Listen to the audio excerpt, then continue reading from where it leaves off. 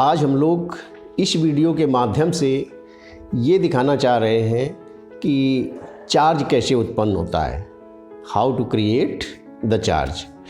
तो ये चार्ज कैसे क्रिएट होता है, इस बात को जानने से पहले हम आपके सामने एक घटना का प्रदर्शन कर रहे हैं। देखिए, ये हमारे पास एक स्केल है और कागज़ की बिट्स यानी कागज़ के छोटे छोटे टुकड़े हैं हमारे पास। तो इस स्केल को हम इस कागज़ के टुकड़े के पास ले जा रहे हैं तो हमें कोई भी रिएक्शन नहीं दिख रहा है। ये कागज़ की बिट्स और स्केल के बीच हमें कोई एक्शन दिखाई नहीं दे रहा। थोड़ी देर के लिए हम इस स्केल को अपने हेयर पे रब करें, अपने बालों पे रगड़ें और रगड़ने के बाद फिर से हम इसको ज़रा ले जा के देखते हैं। देखिए, आपके सामने मैं कर रहा हूँ। ये देखिए, ये कागज़ की बिट्स को अपनी तरफ खींच रही है। स्केल हमारी जो है वो कागज़ की बिट्स को अपनी तरफ खींचती है। इस घटना का क्या कारण है, ये हमारे अंदर एक जिज्ञासा का प्रश्न उठ रहा है। जिज्ञासा हो रही है कि ऐसा क्यों हो रहा है। देखिए, यहाँ पर मैंने कांच की राड ली हुई है दो, और दो राड मैंने यहाँ पे एक एबोनाइट की भी राड ली हुई है। तो अब इस एक्सपेरिमेंट को मैं देखिए कैसे करता हूँ। एक रेशम का कपड़ा और एक वूलन क्लॉथ भी मैंने लिया हुआ है। अब रेशम के कपड़े पे या रेशम के कपड़े से इस कांच की राड को पहले रब कर देंगे और रब करके इसको हैंग कर दें। फिर इसके बाद कांच की जो दूसरी राड है उसको भी जो है रेशम के कपड़े से रब करके इसको, और फिर इसके बाद जैसे ही इसको हम हैंग करेंगे तो हम क्या देखते हैं रिएक्शन, कि ये दोनों ही कांच की राड एक दूसरे को ढकेलती हैं, रिपेल करती हैं। देखिए, आप फिगर में देख रहे हैं, ये वाली राड उसको ढकेल रही है और वो राड इसको ढकेल रही है। इससे हमें यहाँ पर एक ये नेचर देखने को मिल रहा है कि इन दोनों में एक ऐसा चार्ज क्रिएट हुआ है जो एक दूसरे को रिपेल कर रहा है। और अब दूसरे एक्सपेरिमेंट में मैंने क्या किया, कांच की राड को तो एज इट इज़ वैसे ही यहाँ पे रखा हुआ है और उसको रब करके लटकाया। दूसरे स्टैंड में एबोनाइट की राड को लगा करके और उसको हमने वूलन क्लॉथ से रगड़ा।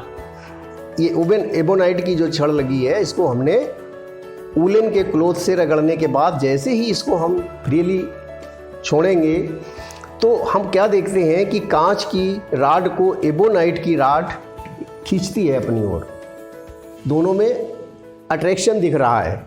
यहाँ देखिए, कांच की राड और एबोनाइट की राड एक दूसरे को खींच रही हैं। धागे का झुकाव से पता चल रहा है कि एक दूसरे को खींच रही हैं, और इस वाले केस में एक दूसरे को रिपेल कर रही थी। धागा बाहर की तरफ को टिल्ट कर रहा था। तो इस एक्सपेरिमेंट से अब कंक्लूजन हमारा क्या निकल रहा है कि कांच और कांच दोनों को जब रेशम पे रगड़ते हैं तो इसमें एक ही प्रकृति का चार्ज उत्पन्न होता है, एक ही प्रकृति का आवेश उत्पन्न होता है। और एक ही प्रकृति का जब आवेश होता है तो वो एक दूसरे को रिपेल करता है। उधर हम दूसरी तरफ क्या देख रहे हैं कि कांच की जो राड है उसमें जो चार्ज उत्पन्न हुआ है और एबोनाइट की राड पे जो चार्ज उत्पन्न हुआ है उनका नेचर विपरीत है। उसमें हम देख रहे हैं कि कांच की राड और एबोनाइट की राड दोनों एक दूसरे को अट्रैक्ट कर रही हैं। अब हमारे पास ये देखने को मिल रहा है कि दोनों ही कांच और एबोनाइट की राड पर जो चार्ज की प्रकृति है वो एकदम विपरीत है। बाद में साइंटिस्ट लोगों ने ये कंक्लूजन निकाला कि इन दोनों ही नेचर के चार्ज को कैसे रिप्रेजेंट किया जाए। तो ऐसी स्थिति में उन्होंने कांच की राड पे जो चार्ज उत्पन्न होता है उसको उन्होंने पॉजिटिव मान लिया।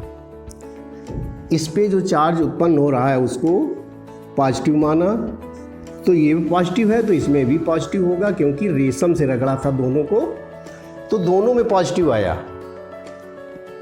इधर हमने कांच की राड को रेशम से रगड़ा था तो इसमें तो पॉजिटिव आया, लेकिन जो एबोनाइट की राड थी उसको हमने वूलन क्लॉथ से रगड़ा था तो इसमें जो दूसरा चार्ज क्रिएट हुआ उसको हमने निगेटिव से रिप्रेजेंट किया, यानी इसको हमने ऋणात्मक माना और इसको धनात्मक माना। तो इस प्रकार से ये निकल के आया कि वस्तुओं में दो तरह का चार्ज उत्पन्न होता है। चार्ज की प्रकृति दो प्रकार की होती है, एक धनात्मक और दूसरी ऋणात्मक। और एक और चीज़ निकल के आई कि दोनों ही प्रकृति के जो चार्ज हैं वो अपोजिट नेचर के होने पर वो एक दूसरे को अट्रैक्ट करते हैं, खींचते हैं अपनी ओर। और जब उनकी चार्ज की प्रकृति सेम काइंड की होती है तो वो एक दूसरे को रिपेल करते हैं। यहाँ आप देख रहे हैं positive repel positive and positive attract negative. Negative और पॉजिटिव दोनों एक दूसरे को अट्रैक्ट करते हैं और पॉजिटिव रिपेल करते हैं। तो साथियों एक यहाँ पे पूरी तरह से ये स्पष्ट हो गया इस एक्सपेरिमेंट के द्वारा कि चार्ज दो प्रकार के होते हैं, पॉजिटिव और निगेटिव। और दोनों में लक्षण क्या है कि अगर वो सेम काइंड है तो they are repel to each other, और अगर वो दोनों ही विपरीत काइंड के हैं, एक पॉजिटिव एक निगेटिव, तो they are attract to each other. हमारे दिमाग में ये आया कि ये चार्ज उत्पन्न कहाँ से होता है, ये चार्ज कैसे उत्पन्न होता है रबिंग से। जैसे कि हमने कांच की छड़ को रेशम से रगड़ा तो ये चार्ज कैसे, इसमें पॉजिटिव चार्ज ये कैसे उत्पन्न हुआ। तो इस नेचर को जानने के लिए हमको थोड़ा सा अंदर जाना होगा, एटॉमिक स्ट्रक्चर पे आना होगा। तो एटम का जो मॉडल है, एटम के अंदर हम जानते हैं कि 3 प्रकार के मूल कण होते हैं, इलेक्ट्रॉन, प्रोटॉन और न्यूट्रॉन। तो प्रोटॉन और न्यूट्रॉन दोनों ही नाभिक में स्थित रहते हैं और इलेक्ट्रॉन नाभिक के चारों ओर डिफरेंट ऑर्बिट में यानी विभिन्न कक्षाओं में घूमते रहते हैं। तो होता क्या है कि हमारी जो अंदर की कक्षाएं हैं वो स्टेबल होती हैं, लेकिन जो आउटर मोस्ट ऑर्बिट होती है सबसे बाहर वाली, उसमें इलेक्ट्रॉनों की संख्या अपूर्ण होती है, जिसके कारण वो अस्थायी होती है। तो उस कक्षा के जो इलेक्ट्रॉन हैं बाहर से एनर्जी पाकर या तो वो कक्षा से बाहर चले जाते हैं, या दूसरी स्थिति में कभी कभी इलेक्ट्रॉन बाहर से उस कक्षा में अंदर आ जाते हैं। तो यहाँ पर होता क्या है कि जब इलेक्ट्रॉन, कोई भी परमाणु जब इलेक्ट्रॉन को त्याग देता है तो उसमें पॉजिटिव चार्ज की अधिकता हो जाती है। एक्चुअली प्रोटॉन और इलेक्ट्रॉन बराबर होते हैं तो एटम को हम न्यूट्रल मानते हैं, लेकिन किसी एटम ने अगर एक इलेक्ट्रॉन लूज कर दिया तो उसके पास 1 यूनिट पॉजिटिव चार्ज उत्पन्न हो जाएगा, क्योंकि एक प्रोटॉन एक्सेस होगा। इसी प्रकार से अगर किसी एटम ने एक इलेक्ट्रॉन गेन कर लिया तो उसके पास नेगेटिव चार्ज क्रिएट होगा, क्योंकि उसने एक इलेक्ट्रॉन गेन करके अपना 1 यूनिट नेगेटिव चार्ज बढ़ा लिया है। तो इस प्रकार से ये पॉजिटिव नेगेटिव उत्पन्न होने का कॉन्सेप्ट है। जब हम रब करते हैं किसी भी चीज़ को, तो रब करने से क्या होता है कि एक बॉडी के इलेक्ट्रॉन दूसरी बॉडी में ट्रांसफ़र हो जाते हैं। यही कारण है जब एक बॉडी के इलेक्ट्रॉन दूसरी बॉडी में ट्रांसफ़र हो जाएंगे तो जो बॉडी इलेक्ट्रॉन लूज करेगी इट विल बिकम पॉजिटिव, वो धनात्मक हो जाएगी, और जो इलेक्ट्रॉन गेन करेगी, रिसीव करेगी, प्राप्त करेगी, वो बॉडी ऋणात्मक हो जाती है। तो चार्ज क्रिएशन का यही फंडा है। और अब इस तरह से हम यहाँ से E3 कर रहे हैं, और अगले वीडियो में हम कुछ कूलाम्स लॉ वगैरह में आगे बढ़ेंगे।